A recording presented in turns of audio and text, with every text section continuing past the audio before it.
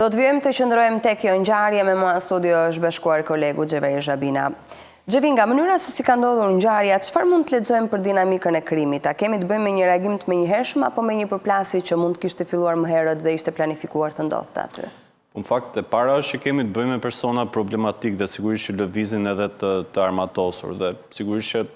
konfliktet ata mund të kenë të përhershme në zonë.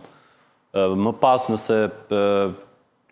ky diskutim, ky debat ka qenë pretekst për një konflikt më të madh se personat e përfshirë në këtë ngjarje kanë pasur, kjo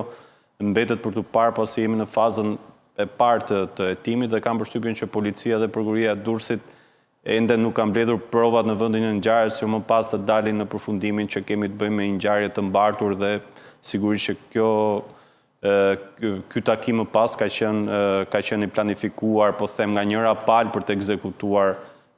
palën tjetër. Ajo që bën përshtypje është dinamika e ngjarjes që preteksti ka qenë komplet banal për një arsye pse nuk bën një kafe në orën 1 të natës dhe sigurisht të bëjmë pak përshtypje. Megjithatë mbetet për të parë se çfarë veprimesh tjera mund të bëj policia në këtë fazë për të vërtetuar dyshimet që më të drejtë ngrihen që kemi të bëjmë me një vrasje ndoshta edhe ose një konflikt edhe të paralajmëruar, por nëse i bie që ne tani po ecim më shumë se sa policia dhe prokuroria, por duke patur parasysh backgroundin e personave të cilët janë të përfshirë në këtë ngjarje, sigurisht që janë teza që duhet ngrihen, janë pista hetimore që duhet ndiqen nga grupi hetimor dhe nëse kemi të bëjmë gjithmonë me një vrasje të planifikuar apo një konflikt që do të çonte drejt një vrasje, këtë duhet ta thotë edhe prokuroria e Durrësit, e cila në fakt dukshëm ka shumë problematika sa i takon hetimit të çështjeve në këtë qytet. Çfarë tregon fakti që autori është kthyer në automjet për të marrë armën?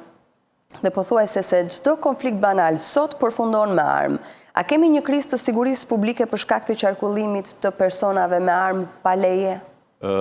Sigurisht që është një shqetësim i cili ekziston tashmë prej vitesh, ndoshta edhe ashpërsimi i kodit penal sa i takon armbajtjes nuk e ka zgjidhur këtë fenomen. Shqiptarët vazhdojnë të lëvizin të armatosur po njësoj, aq më tepër kur kemi të bëjmë me persona të cilët kanë probleme me ligjin dhe kanë qenë me, po them, të arrestuar më parë edhe po them edhe të ndjekur në mënyrë hetimore edhe nga policia dhe prokuroria e Durrësit, edhe viktima Aranit Kurti, por edhe viktima tjetër Flori Paluçi janë personat të cilët kanë pasur probleme me ligjin, ky i fundit edhe në Itali. Për çfarë akuzohen ose për çfarë kanë pasur probleme me drejtësinë këta dy persona, dy viktimat? Viktima Aranit Kurti ka qenë i skeduar nga policia si person problematik, por shoqëruar, ndoshta edhe hetuar, por asnjëherë nuk ka pasur një masë sigurie për të, ndërsa për Flori Paluçin të paktën ka qenë i arrestuar në Itali për pjesëmarrje në një grup i cili fokusin e kishte te grabitjet e dhunshme në Itali dhe ishte pjesëtar i një grupi sicilianësh, i vetmi shqiptar që punonte me këta persona dhe sigurisht që kjo e bën një person me precedent të rrezikshëm kriminal, aq më tepër që lëvizin gjatë gjithë kohës edhe me armë me brez, ndërsa fakti që edhe pse u qellua brenda lokalit, personi shkon edhe merr armën në makinë për ta ekzekutuar personin tjetër, tregon që konflikti kishte arritur ishte i pakthyeshëm, por fakti që ai e ka lënë armën në makinë, kam përshtypjen që nuk ka pasur qëllim për të vrarë dikën në këtë lokal. Paktën kështu e shoh unë, sepse nëse do të kishte qëllimin për të ekzekutuar, do ta kishte armën me vete. Do ta kishte armën me vete dhe qëllimi do të ishte për ta ekzekutuar dhe dukshëm ka qenë një konflikt ndoshta i çastit, por ndoshta mund të ketë pasur konflikte tjera më përpara mes personave. Nuk mund ta them këtë, por ky ka qenë një konflikt i çastit dhe nuk ka qenë qëllimi, kam përshtypjen unë, për ta vrarë, se ndryshe do të ta kishte armën në brez dhe nuk do të shkonte në makinë për të rikthyer prapë. Çfarë duhet të ndryshojë në kontrollin e armbajtjes për të shmangur që persona me precedent penal të kenë qasje kaq të lehtë për të siguruar një armëzjarje? Po, kam përshtypjen që policia e Durrësit në këtë rast, po flasim për policinë e Durrësit, por kam përshtypjen çdo komisariat apo çdo polici në rrethe, kam përshtypjen unë që ka një database të personave të cilët kanë probleme me ligjin, lëvizin të armatosur, pasi konfliktet e tyre janë të hapura dhe unë jam i bindur që policia i ka këtë informacion, por ajo që mund të bëj policia në një situatë të tillë është që duhet ketë kontrole më të shpeshta, këta persona të jenë kontrolluar, të ushtrohet kontrole të erëpashershme, të dilet në postobloqe, sidomos në zonat të cilat ka një rrezikshmëri të lartë dhe kjo zonë për shkak të pozicionit të saj ka një rrezikshmëri shumë të lartë, pasi në këtë zonë kanë influenca të ndryshme grupe kriminale të cilat janë shumë të organizuara, kështu që këtë mund të bëj policia, por a mund ta bëj një stacion policie si ai i Manzës? Kam përshtypjen që është pak e vështirë, sepse unë nuk e di sa efektiv policie mund ketë stacioni i Manzës, por kam përshtypjen që kjo është një politikë e cila duhet vi nga drejtoria e qarkut dhe nga drejtoria e përgjithshme e policisë së shtetit, e cila kohët e fundit fakt nuk ka funksionuar siç duhet dhe sidomos sa i takon krimeve kundër jetës. Dhe ky është një nga ato krime që edhe mund të ishte evituar, pasi nëse do kishte postobloqe të erëpashershme në këtë zonë dhe këta persona do të kontrolloheshin pasi dihet që janë kontingjent dhe sigurisht që pistoletat nuk do ishin në brezin e këtyre personave. Si e shikon qasjen e policisë së shtetit dhe kreut të saj për të parandaluar ngjarje të tilla, për të mos u rrezikuar dhe kërcënuar kaq shumë siguria dhe rendi qytetarëve? Po e thash, policia s'është kurkundi në këtë histori, kam përshtypjen që drejtuesi i saj Ilir Proda duhet të bëjë një strategji të re sa i takon po them luftimit të fenomenit të armbajtjes pa leje. Sigurisht që ne kemi parë deklarata që do ta shpërsohet dënimi për persona të cilët mbajnë armë pa leje, por kam përshtypjen që kjo nuk është zgjidhje, është vërtetuar që nuk është zgjidhje. Sa më shumë t'i shpërson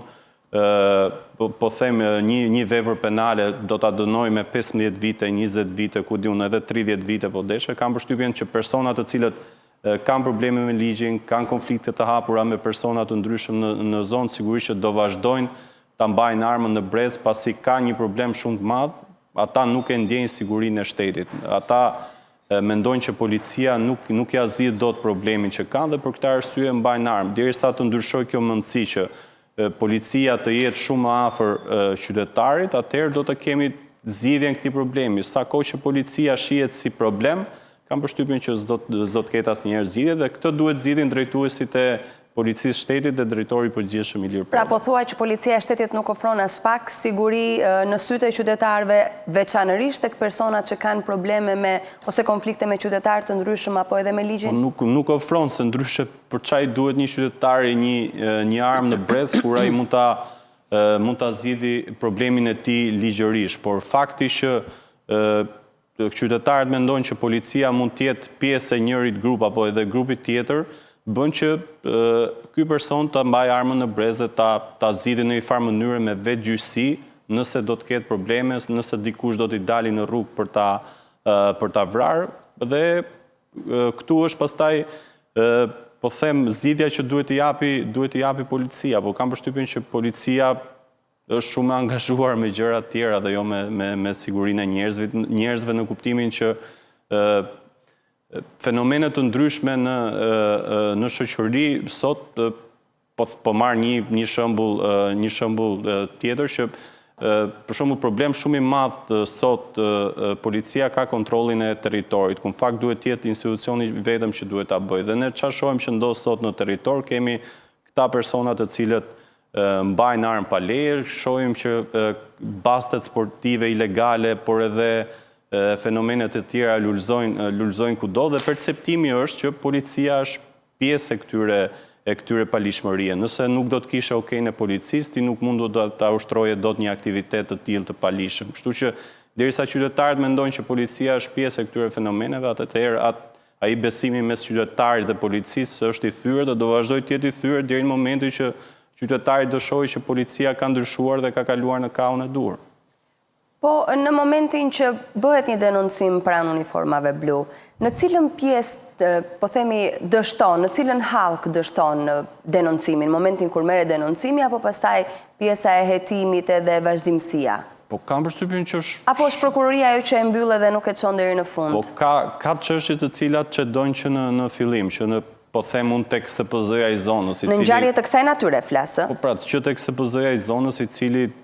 nuk bën detyrën e tij siç duhet dhe nuk ka informacion se çfarë rrezikshmërie paraqesin këta persona, ose në rastin tjetër SPZ i zonës është i blerë dhe këta persona nuk e kanë fare problem se ky person do të çojë informacion tek policia, më pas marrim rastin kur SPZ i zonës bën detyrën siç duhet, por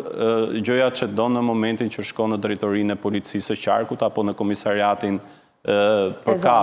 Katës. Por ka dhe nga ato çështje të cilat dështojnë edhe për të fajt prokurorisë, për shkak të mungesës së provave, për shkak të neglizhencës së prokurorit, për shkak ndoshta edhe të korruptimit të prokurorit, kështu që sistemi funksionon në mënyra të çuditshme dhe mund të jenë pak nga gjitha aktorët. Dua të mbeten pak te qarku i Durrësit. Si paraqitet situata me krimin? Duke qenë se Durrësi, ashtu si edhe Shkodra apo Elbasani janë ndër qytetet që hera herës prodhojnë lajm fatkeqësisht të keq. Ajo që bie në sy në Durrës është se pavarësisht goditjes që mund bëj prokuroria e posaçme, po them në këtë rast disa grupeve kriminale në atë qytet, sërish niveli i kriminalitetit nuk bie. Situata është kjo që ne po diskutojmë sot, nuk është ajo që qytetarët presin, por fakti është që pavarësisht urdhër arresteve që kanë nxjerrë prokuroria, po them, ndaj grupeve të caktuara kriminale në Durrës dhe mos arrestimi i personazheve kryesor të këtyre grupeve ka bërë që sigurisht që krimi të ketë një lloj hovi, madje ka edhe ngjarje të cilat her pas here raportohen në media dhe her pas here nuk raportohet pasi nuk ka informacion për përfshirje në ngjarje të ndryshme kriminale, kështu që fakti që policia dhe prokuroria në këtë rast lokale nuk heton siç duhet sa i takon personazheve të cilët kanë një peshë të caktuar në kriminalitetin e Durrësit, atëherë ne do të shohim që ngjarje të tilla do të përsëriten, ndoshta edhe më rënd, pasi kjo nuk është nga ato ngjarje të cilat po them ka një lloj ngarkese të krimit organizuar, por në Durrës mund të ketë ngjarje akoma më të rënda për shkak të interesave të forta që janë në këtë qytet dhe dyshimeve që po them policia dhe prokuroria po godasin vetëm nga njëri krah, nga një grup i caktuar kriminal dhe nuk po godasin krimin organizuar në blok. Pra po bëhet e njanshme po thua policia? Po, sepse ngrihen dyshime që policia dhe prokuroria ka dyshime që mund të godasin vetëm nga njëri front dhe nga fronti tjetër nuk po godasin. Dhe në momentin që vendos që prokuroria e posaçme për shembull një masë sigurie ndaj personazheve shumë të rëndësishme në Durrës, siç ishte Elvis Doçi, i cili nuk u arrestua, bën që pastaj edhe po them edhe influencat në qytetin e Durrësit më pas të ndryshojnë dhe grupet kriminale të bëhen më agresive. Por qarku i Durrësit ka një rëndësi shumë të veçantë për shkak të asaj që ai përfaqëson, për shkak të portit që ndodhet aty, por duke qenë që përfaqëson kaq shumë interesa për grupet kriminale, mendoj që policia dhe prokuroria duhet të jenë në lartësinë e duhur për të jetuar siç duhet dhe për të goditur në momentin e duhur. Edhe për të goditur gjithë. E kuptoj, dhe në pyetjet fundit, Xhevair, po në rang kombëtar, si paraqitet situata me grupet kriminale, me grupet e organizuara të strukturuara kriminale në raport me sigurinë, me rendin, me policinë gjithashtu? Po e thash, paka shumë e njëjta situatë është dhe në rang kombëtar në Durrës. Mendoj që mundësia e policisë është njësoj gjithandej në gjithë... Pra ka qasje në të gjitha qytetet ku mendohet që janë problematik, po thua? Po është e njëjta mundësi, mendoj, që në policia në qytetet të ndryshme, të rëndësishme, po them, si që ti i përmend, Elbasani, Shkodra, Durrësi, Vlora, Tirana pak më ndryshe, po Tirana për shkak të vëmendjes që ka është pak më e qetë. Mendoj që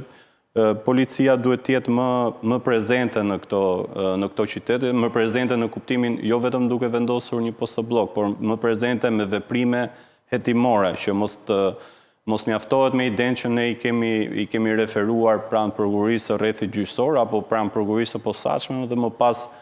prokurori duhet të drejtojë hetimin. Është edhe policia e cila mbledh informacion gjatë gjithë kohës në terren dhe mund të ndihmojë prokurorin pa ja kërkuar prokurorin, në një farë mënyrë duke e vënë presionin drejt prokurorisë dhe duke mos e vënë presionin drejt policisë. Kështu që mos ketë mundësi që edhe prokuroria të thotë që gjose kaq prova na solli, na mblodhi dhe solli policia dhe ne s'kemi çfarë të bëjmë, se ne nuk jemi policë që duhet të arrestojmë njerëzit në terren, është policia ajo që bën. Se këtu ndodh kjo historia që gjithmonë institucionet ja pasojnë topin njëri tjetër. E kuptoj. Faleminderit që ishe në studio Xhevair. Faleminderit.